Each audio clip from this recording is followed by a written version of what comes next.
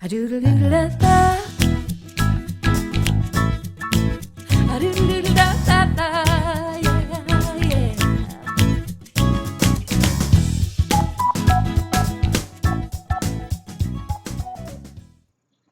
Social distancing. Hate it?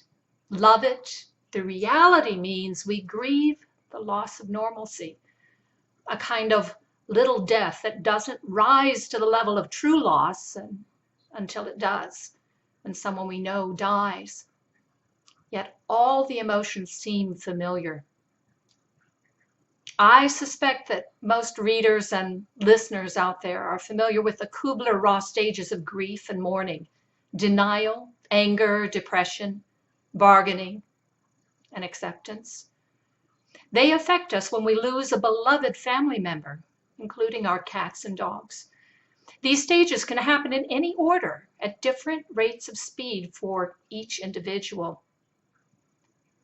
During this time of change, uncertainty, and worldwide upheaval, many of us also now experience a cascade of unexpected emotion. No, it's not the same scale as losing a special pet or a beloved human family member. But I believe many of the emotional reactions we see occur as individuals work through grief and mourn the loss of the world we knew. The 5 stages of social distancing. Denial. This can't happen, we argue. The gut punch of shock, like a fist, leaves us numb. Disbelief and denial quickly follow. We study the reports, question the experts, looking for something that supports our greatest wish that this all just go away. Some decry overreaction or label news as fake. Conspiracy theories take the place of common sense. Denying reality helps push away or dull the fear, offering emotional protection from the prospect of overwhelming despair.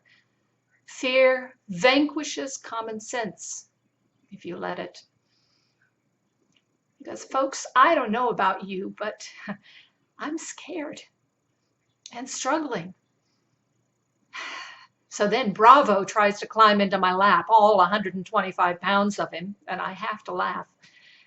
I am incredibly grateful that the COVID-19 virus does not affect cats and dogs based on all the expert advice. And then the fear subsides for long enough to take a breath and try to make sense of the senseless. Anger. Normal frustration easily erupts in anger. Finger pointing and the blame game turn decent people into unrecognizable trolls.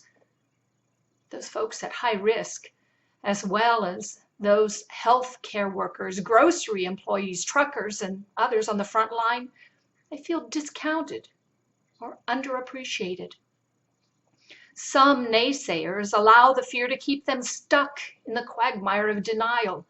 Confusion over accurate information, losing control over our lives, creates situation ripe for fear aggression. It's the worst kind in animal companions and in humans. And they lash out without thought for consequences. Have patience. It is normal to get angry. Shout, scream, vent, cry, hit a pillow, then breathe. When this happens with me, Karma Cat insists on lap snuggles. How do you know I needed that? Bargaining. We railed against fate to bargain away the situation. I'll wash my hands, wear a mask, stay 6 feet away if you don't cancel my Las Vegas trip, church service, music festival, anniversary gathering, dog show, writers' conference.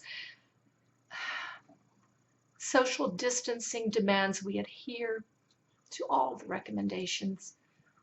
We don't get to pick and choose. So when that doesn't work, we buy up talismans. Toilet paper, anyone? to protect us from the uncertain future because, Lord knows, shiitake happens. Depression. The pain of loss hits hard once the initial shock goes away. Individuals have forever lost special senior year events. Students and working artists can't perform after spending weeks and thousands of dollars creating and rehearsing. Dream jobs go away. Life savings evaporate. Vacation plans and professional events disappear like summer rain on a hot Texas pavement.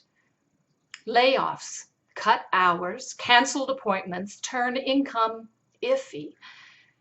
And we second guess what shoulda, coulda, woulda been done before chaos took over our life. Social isolation will create loneliness, but we can make it a time to remember the past and reflect on the good times, and also a time to reach out virtually to others who share the same feelings, to fight any feelings of depression, emptiness, or despair. Use phones to text, FaceTime, talk, connect with each other. Schedule Skype meals to share virtually across the planet. And adopt or foster a pet in need. This ongoing crisis could increase pet deaths if or when shelters are forced to shut down. If you're home now during the day, foster a cat or a dog. That could save you both from depression and save lives. Treasure your own pets and family. Connect to protect yourselves and each other. Acceptance. Most of us aren't here yet. But the last stage of grief brings us to acceptance to deal with the long-term reality of this situation. It's also a time to think about the future, finding practical, financial, and other solutions to the problems we will face during this time of pandemic and in the changing world on both sides of isolation. Ultimately, we can hope for a return to normalcy, and maybe not exactly what we knew before, but a new normal. And dare I pray, one that's filled with unexpected blessings, forged from the fire of our shared experiences. Now, I've got to go count my own furry blessings. Bravo Dog and Karma Cat remind me every day of the joy in each moment. And so do you, dear readers and dear listeners. Connect to protect. Stay safe. Stay well. A doodle doodle da da.